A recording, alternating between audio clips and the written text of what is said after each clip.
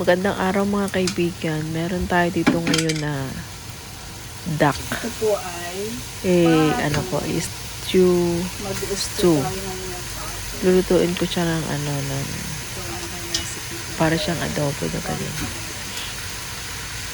Kaya yan, nilalagay ko na isa-isa kasi kailangan ko siyang igisa muna or yung taba ba, palabasin ko yung taba sa ano niya sa karne.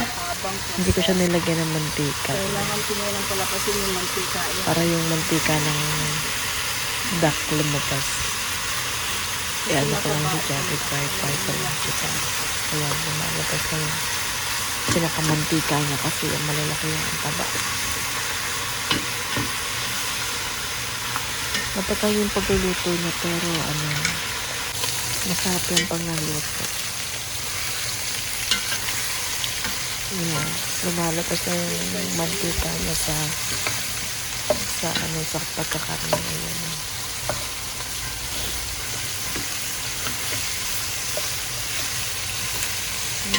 Gisa-gisa ko lang siya. Prito ba? Hindi ko kasi ginamit yung kawali. Gano'n lang sa pot na yan. Para hindi na ako maraming hugasin. Tatamad kasi ako maghugas. Mabigat-bigat na yung kasaroon ng gagawin ko.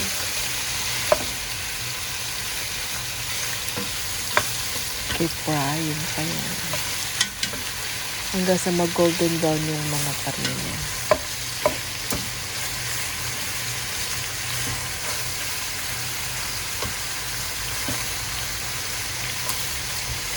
Keep frying hanggang golden brown. Ayan siya. Kita niyo yung mantika niya. Nagmantika na siya.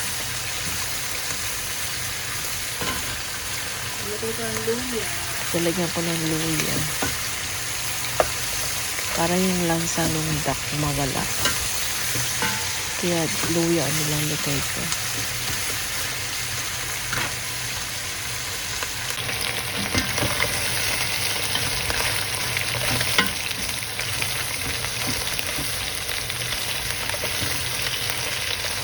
Kailangan kasi siya ma-prito ng ayos para hindi siya malansa. Ito yung aking ingredients. Ito yung yung rock sugar nila dito sa Hong Kong. Chicken powder. Yan kasi ilalagay ko mga ingredients. Yung wine, pepper, saka ito. Yung para masarap. Soy sauce.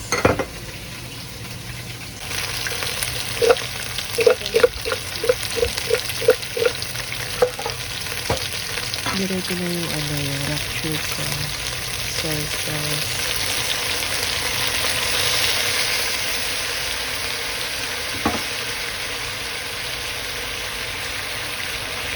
Chinese wine. Chinese cooking wine.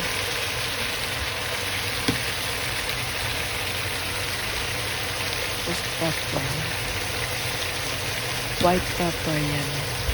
Hindi ko na sinusukat kung tansyado na lang.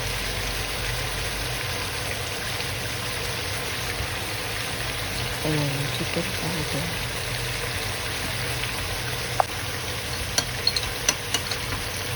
And the rest is yung sauce.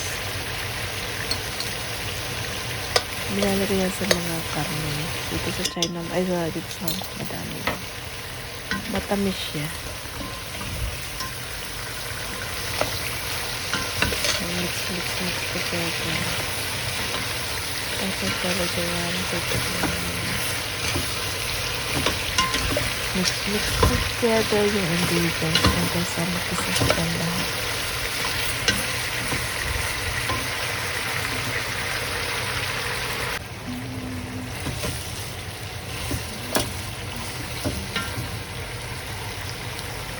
Ayan na.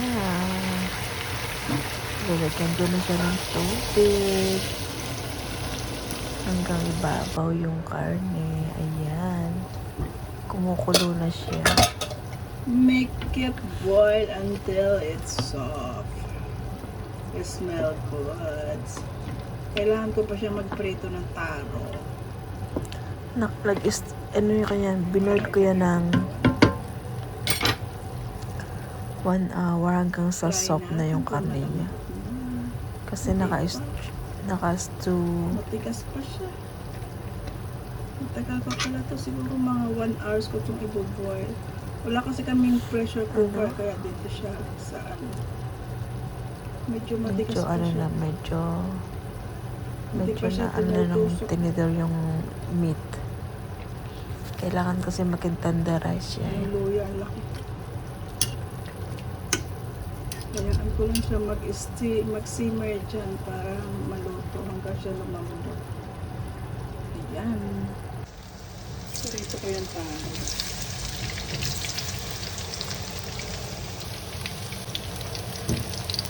Meron dyan taro yan. Piniprito ko na yan taro. Kasi kailangan kong ilagay yung taro dyan sa niluluto kong duck. Para mas lalo siyang sumarap. Kailangan ko muna siyang iprito para pag nilagay ko dun sa loob ng kaserola, hindi siya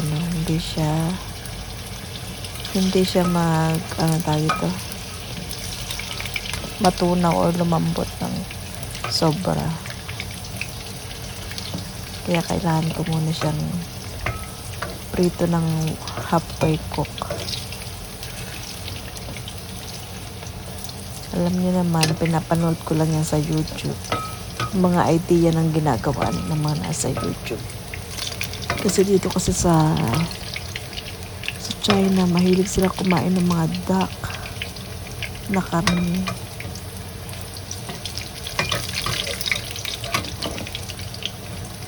So, kaya mostly pag sinabi ni amo ko na gawin mo to ganito, lagyan mo nito ganito, ayan, sinesearch ko muna siya sa YouTube para mayroon ako idea kung paano ko lulutuin. Ganun lang. Simple lang naman siyang naluluto eh. Basta kaya mo, gawin mo na lang. Guys, lumalambot na yung aking nilulutong duck. Ayan na, ano ko na lang, kutsilyo ng tinidor. Medyo malambot na, kaya ilalagay ko na yung ating mamaya. Pag malambot na talaga siya, ilalagay ko na yung aking piritong taro. Pero parang matigas yung meat niya. Hindi pa siya luto. Matigas pa siya.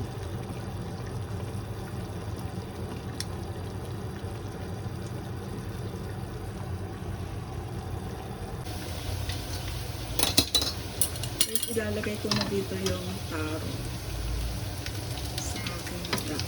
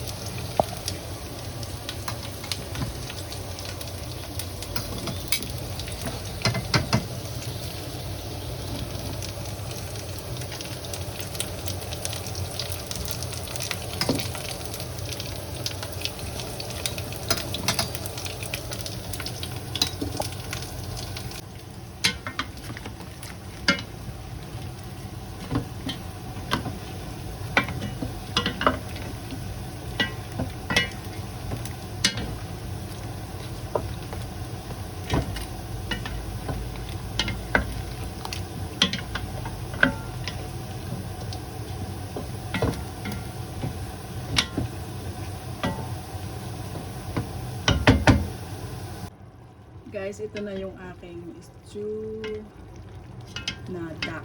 Stew duck with taro. Ayan yung taro niya. Nilagay ko na yung taro. Masarap siya. Palalabutin ko na lang yung taro tapos na.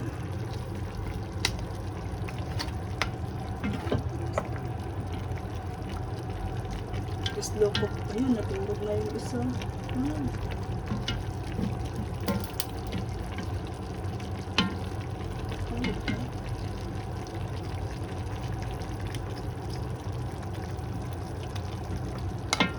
Slow cook na lang siya. Dan, let me try and taste it. Sakto. Sakto ang lasa. i-cook ko na lang para maluto yung gabi. Thank you guys for watching. Thank you everyone. Make a love shout out to everyone. Thank you for always watching my video. Thank you. Bye-bye.